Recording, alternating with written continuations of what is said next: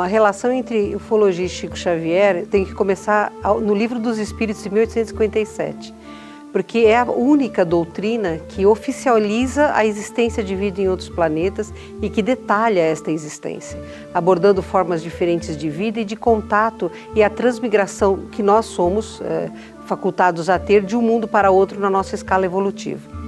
Talvez a maior referência que o Espiritismo tenha a nível mundial depois de Allan Kardec é Chico Xavier.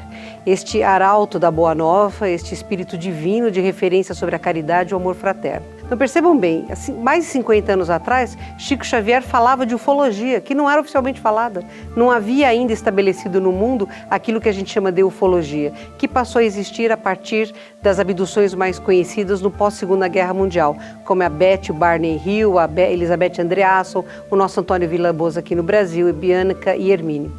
Antes de todo este movimento, nada religioso, totalmente baseado em pessoas que acreditam numa ufologia tridimensional, através de Chico Xavier, os espíritos de luz já vinham nos falar sobre a existência de vida em outros planetas.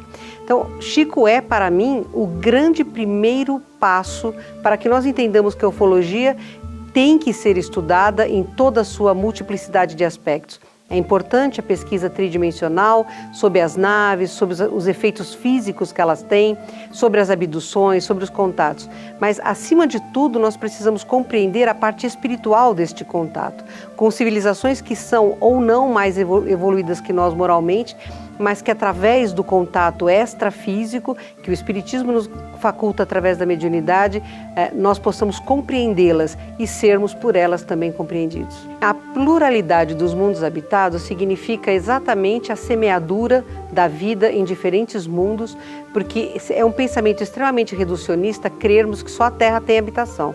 Se isso é verdade, há um erro grave na evolução, porque nós somos uma raça muito hostil e primitiva ainda, né?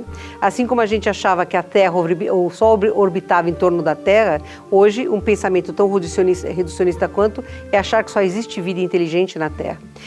No Livro dos Espíritos nós temos diversas perguntas, na verdade são 23, que abordam este tema da vida que existe em diferentes mundos, nem todas nesta forma hominal adâmica nossa, e que se manifestam nestes mundos que são escolas evolutivas como a Terra é. Existem planetas onde a vida é igual a nossa, um nível de expiação e prova, com esse desenvolvimento tecnológico similar, um pouco maior, um pouco menor, mas moralmente nós somos muito similares. Existem planetas que estão atrás de nós, ainda com a vida na Era das Cavernas ou na Era Medieval, do ponto de vista tecnológico e moral, e existem outros em que a vida já atingiu o plano de regeneração, onde a vida é entendida como fraternidade, onde tecnológica e moralmente todos os campos estão mais desenvolvidos. E existem outros, onde existe desenvolvimento tecnológico, mas a evolução moral não acompanhou, porque eles desenvolveram só o lado racional das suas inteligências. E esta pluralidade é que torna divertida a vida, porque nós fazemos parte de uma família cósmica, ainda que nós não compreendamos ainda este contexto e que estejamos dela apartadas pelos erros de escolha que cometemos no passado como raça. Mas em todos esses mundos, deste universo fantástico que a gente habita, a vida se procede, a lei da evolução é perene e obrigatória para todos nós, e não importa onde estivermos, sempre haverá a lei da afinidade regendo os nossos ditames e as nossas corridas evolutivas. As pessoas que acreditam que existe a vida só na Terra, eu gostaria muito que elas retornassem à era medieval, quando Galileu quase foi queimado numa fogueira, porque ele dizia, gente, é a Terra que gira em torno do Sol, não é o Sol que gira em torno da Terra. Os maias sabiam disso. E nós, civilizados, entre aspas, né, recusamos a compreender que nós não somos o centro de tudo. Eu vejo essas pessoas com uma base materialista muito arraigada, muito forte. Elas têm muito medo de abrirem a própria consciência para outras possibilidades, porque a verdade, elas são inseguras, né? A gente vê a negativa que a ciência oficial faz de uma coisa absolutamente óbvia, que para mim é óbvio que existe a vida em outros mundos, porque não há comprovação científica. Meu Deus, a gente não comprovou cientificamente ainda que Deus existe. E nós sabemos que Deus existe. Então o que eu digo para essas pessoas é, não se portem como os inquisidores na época de Galileu, abram-se para novas possibilidades, busquem novas explicações, estudem, Hoje, a expansão da consciência é um dever obrigatório para todos nós que temos a necessidade de aspirarmos para uma sociedade mais justa e fraterna. O Chico Xavier, quando participou do Pinga Fogo em 71, ele ratificou o que já se sabia. Apesar de ser um homem boníssimo e humilde, ele tem uma coragem imensa, porque não é nada fácil você dizer, eu falo com mortos, eu falo com gente morta e, gente, eu falo com pessoas que não são deste planeta. O Chico, em 71, falou na Confederação Galáctica, que hoje os próprios ufólogos não aceitam e que nós que somos espíritas e ufólogos temos certeza, porque os extraterrestres não falam desta relação, desta confederação que reúne planetas, todos eles sob a tutela do amado Mestre Jesus, que dirige a todos nós para o conhecimento e a compreensão da lei da fraternidade. Quando o Chico, em 71, começou a falar sobre o retorno da humanidade à confederação, se até 2019 nós não criássemos uma terceira e devastadora guerra mundial, o Chico estava deixando claro que ele sabia, e de fonte segura, que a vida se processava fora da Terra e que nós estávamos no contexto, apesar de desconhecer este contexto. Que havia um conselho de seres superiores que se preocupavam com os destinos da humanidade terrestre, que ainda é bastante hostil e primitiva e que tem um comando tecnológico com armas de destruição em massa que podem riscar não apenas a vida na Terra, mas o próprio planeta e, por consequência, o sistema solar. Então, foi um marco para a ufologia, assim como para o espiritismo, um programa Pinga Fogo que durou horas, que foi a maior audiência da televisão brasileira e que certamente levou a milhares de mentes que estavam sequiosas pelo conhecimento, pela expansão da consciência, o caminho para que elas buscassem também superar dogmas menores, radicais, em prol de um dogma maior e libertário como é o espiritismo. Então, o Chico, para mim, é o grande mártir. E quando o Chico falou da confederação, eu me senti tão feliz, porque todo mundo dizia que eu estava mentindo a respeito dos extraterrestres. De repente vem o Chico Xavier e confirma isso, né? Então, para mim, foi muito bom. Naquele dia, eu tive certeza que eu não estava enlouquecendo. Na verdade, o Chico é o grande responsável por eu ter abraçado a missão que eu abracei. Se não fosse o Chico, eu não estaria aqui. É atribuído ao Chico essa data, né? Ninguém ouviu... Bom, ele falou em 2019. Na verdade, ele falou numa época, né?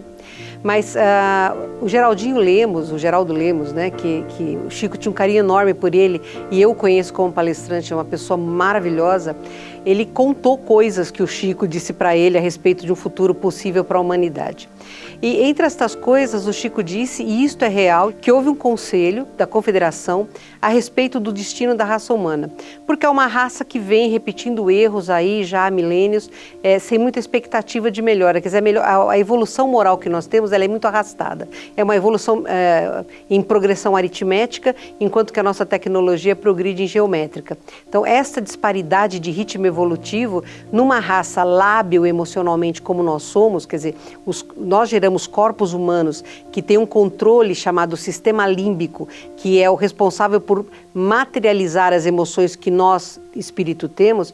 Ele é primitivo porque ele é muito reativo. O delay entre vir a energia do espírito para a manifestação no corpo físico é de bilionésimos de segundo, então isso nos torna hiperreativos e é por isso que nós somos tão instáveis emocionalmente. Esta raça é problemática, é uma raça que preocupa os planetas mais evoluídos por causa do poderio bélico que nós já temos, notadamente atômico, né? Porque hoje tem muita bomba atômica aí no planeta. Mas nós temos um advogado de defesa que é um rapaz teimoso, que não abre mão da gente, chamado Jesus. E ele conseguiu para a Terra uma moratória. Esta moratória encerra-se em 2019, em que se até lá nós não conseguíssemos promover uma terceira guerra mundial, nós estaríamos entrando num período de progresso extraordinário em todos os campos e retomaríamos o contato com entidades extraterrestres em massa, em larga escala, com troca de conhecimentos e, sobretudo, com a compreensão da vida pela lei da fraternidade que teve em Jesus o seu maior exemplar aqui na Terra, né? Então, essa data limite que é atribuída de 2019, veja, o futuro não existe. Nós temos o passado, que é uma energia que existe, o presente, que é a energia que a gente faz. Existem muitos leques e muitas opções de futuro, por isso que eu não gosto de fechar uma data. Eu acho isso arriscado, porque se a nossa hostilidade crescer, isso pode ser antecipado. Se a nossa hostilidade se abrandar, isso pode ser adiado. Então, não fechemos uma data, mas eu tenho certeza que existe sim esta planificação, que existe um período limite para a humanidade atingir o nível de consciência que é necessário, né? E que se nós bem sucedermos, nossa, vai ser fantástico. né? Você ter contato com os espíritos mais evoluídos, com civilizações mais evoluídas, de uma forma clara, fácil e cotidiana. Oxalá a gente escolha o caminho certo, né?